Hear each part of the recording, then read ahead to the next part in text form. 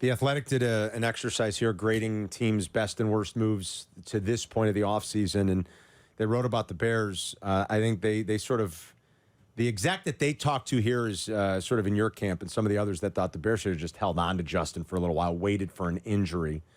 They write, the Bears' Justin Fields exit strategy isn't going to matter long-term if the next quarterback succeeds, but trading Fields for a 2025 sixth-round pick that can become a fourth is what we have to evaluate for now. They almost got bullied or gave up, one league executive said. Their asking price was probably too high initially, and then when they realized that the seats got filled, they had to lower their ask. I don't understand why they would make that trade, because if somebody has an injury or doesn't get the quarterback that they thought they were going to get, the ask will be higher. The Athletic goes on to write, ending the Fields era before, presumably, the Williams era begins, makes for a cleaner transition. Williams will be better positioned to succeed than Fields because of the skill set. And then they write a little bit about the good work they did in getting Keenan Allen and how helpful he can be for a young quarterback. So the good move was Allen. The departure of Fields was awkward. Like and one exec in the league said they gave up too easily. They should have held it. More in your camp. Yes. Like, go to camp with them. Wait for somebody to get hurt, which invariably somebody will. It's going to happen. Yeah. And then you've got the one guy that's available. Not everybody has a guy that's available. No, he would have been one of the best. Well, he would have been the option left, I guess, when you think about it. Carson Wentz just signed, but Fields is a more intriguing option. He signed to be Mahomes' backup. I don't know if you saw that. Break glass in case of emergency. Let's face it, anything ever goes wrong with number 15 in Kansas City. They need a receiver in Kansas City. They're toast. They do. Who knows what's going to happen with Rasheed Rice now? He's in a little bit of trouble. What are you thinking? Right? What are you thinking? I don't know. I was young once, made dumb decisions. I know. I remember driving over 140 on a highway one time. Not the brightest of moves, by myself. So kids are young. Kids make mistakes. And that kid, he's a young adult. Young adults believe they're invincible and they're impervious to anything. You're right, Jurko. So he probably made a dumb mistake, and it's probably going to cost him. If I'm his insurance company, knowing that he was driving recklessly, I'd say, I don't cover that. No, you can cover it. You've got the means. He's got the means. Yeah, you cover it. He does have the means in a sense. Because you weren't using the vehicle under the requirements of the law. Yeah. Can I give you one quick? Please do. Baseball thing that how my mind works. I was just thinking. Give me whatever you want in baseball.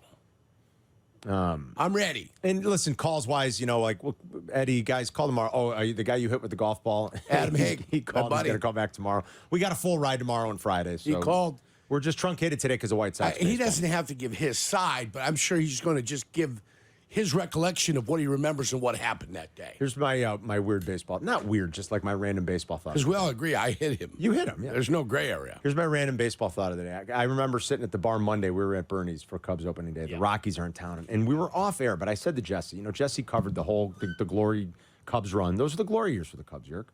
15, 16, 17. Remember how good Chris Bryant was? I said, man, Jess, what happened? I was like, Jess talked to me for a little bit, and then he said some stuff on the air too. But Jesse talked about it off the air a little, and what a fall for grace. But I did a quick search here, Yerk. So Chris Bryant, his first 3 years in the league, 15, 16, 17. He was an MVP. He was a Rookie of the Year. He was, I think, 7th in MVP voting that third year.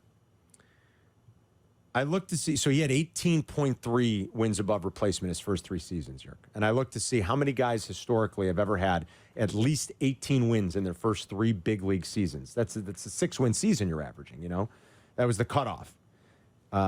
12 guys have done it. 12 guys.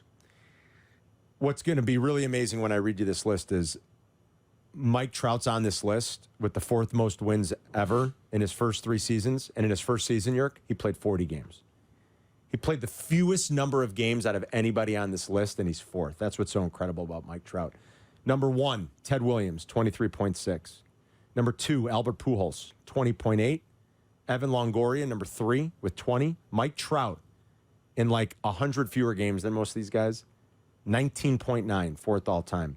Paul Wainer, who was a pitcher for the Pirates, I think, in the 40s. I wasn't familiar. Not familiar. 5th. Not a pitcher, excuse me, a second baseman. These are all position players. I don't know why I said pitcher. A real Adam Abdallah, old-timey baseball name. I've never heard of this guy. And number 6 on the list is, Adam's going to love this, Snuffy Sternweiss. I never heard of Snuffy Sternweiss. You don't remember old Snuffy Sternweiss? Old Stuffy, what? Oh, Snuffy Sternweiss was out there. You know what he did? He had a dip the size of a basketball into his in his lift. He was on the snuff is what he was on. He had as many wins in his first 3 years as Joe DiMaggio. Like what? Snuffy Sternweiss to Joe DiMaggio. Joe DiMaggio got all the glory, but you know who had all the guts? That Snuffy Sternweiss. I guess Carmen. He had so. all the guts. And guess what? He was one with the lasses as well. Died of syphilis. Matt Chapman, Carlos Correa, Chris Bryant, Eddie Matthews, Wade Boggs. Those are your 12. Most of them are Hall of Famers. Yep. And Bryant just fell off, Yerk. He's on that list. 12 guys all time. It's just crazy. And it's my random thought with the Rockies being in town. He doesn't have a hit this year, Yerk. He's like 0 for 16.